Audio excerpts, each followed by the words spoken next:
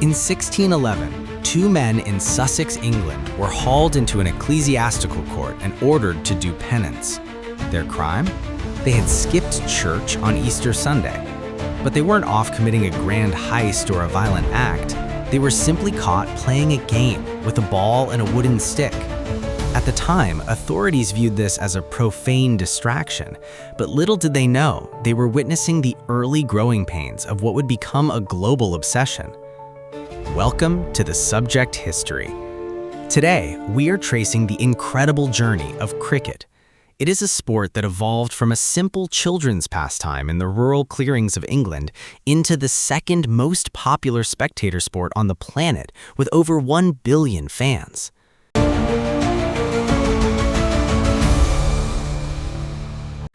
The story begins in a place called the Weald, an area of dense woodlands in southeast England.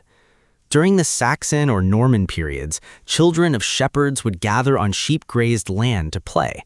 They used what they had: a matted lump of sheep's wool for a ball, a shepherd's crook or a farm tool for a bat, and a wooden stool or a wicket gate for a target. For generations, it remained a game for boys. We know this because of a court case in 1598. A 59-year-old coroner named John Derrick testified that 50 years earlier, when he was a schoolboy in Guildford, he and his friends played cricket on a specific plot of land. This is our earliest definite proof that the game existed as far back as 1550. But how did a children's game become a gentleman's game? By the mid-17th century, adults began to take over. After the English Restoration in 1660, cricket was fueled by two things: patronage and gambling. Wealthy noblemen began forming their own teams, hiring local experts from villages as the first professional players. The stakes were staggering.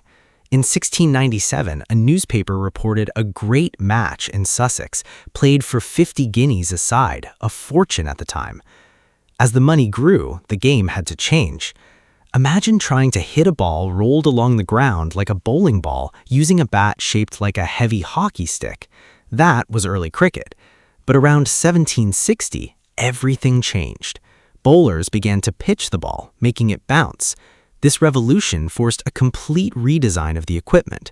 The curved hockey stick was useless against a bouncing ball, leading to the invention of the straight bat we recognize today.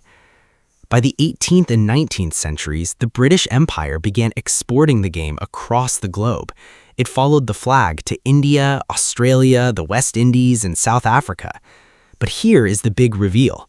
While we associate the birth of international cricket with the legendary rivalry between England and Australia, the first ever international match didn't involve either of them.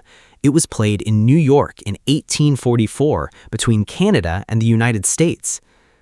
International cricket truly exploded in 1882 when Australia defeated England at the Oval. The loss was so shocking to the English that a newspaper published a mock obituary for English cricket, stating the body would be cremated and the ashes taken to Australia. This gave birth to the Ashes, a trophy that remains the most famous prize in Test cricket today. The 20th century brought even more tension. In the 1930s, the Bodyline series, where England bowled directly at the batters' bodies to stop the legendary Don Bradman, became a matter of national importance. Diplomatic cables were actually passed between the two countries to resolve the conflict. History shows us that cricket was never just a game. It was a mirror of society. From the ban on South Africa during the era of Apartheid to the launch of the high-energy Indian Premier League in 2008, the sport has constantly adapted to stay relevant. Today, cricket has moved from those quiet clearings in the Weald to the Olympics, with its return scheduled in 2028.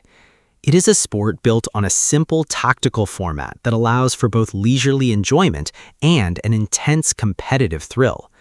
From a children's game that got men in trouble with the church to a billion-person phenomenon, cricket proves that history isn't just about wars and treaties. It's about the games we play and how they unite the world. If you enjoyed discovering the incredible stories hidden inside history, don't forget to like, subscribe, and turn on the notification bell so you never miss another journey into the past. Thank you for watching The Subject History, and I'll see you in the next story.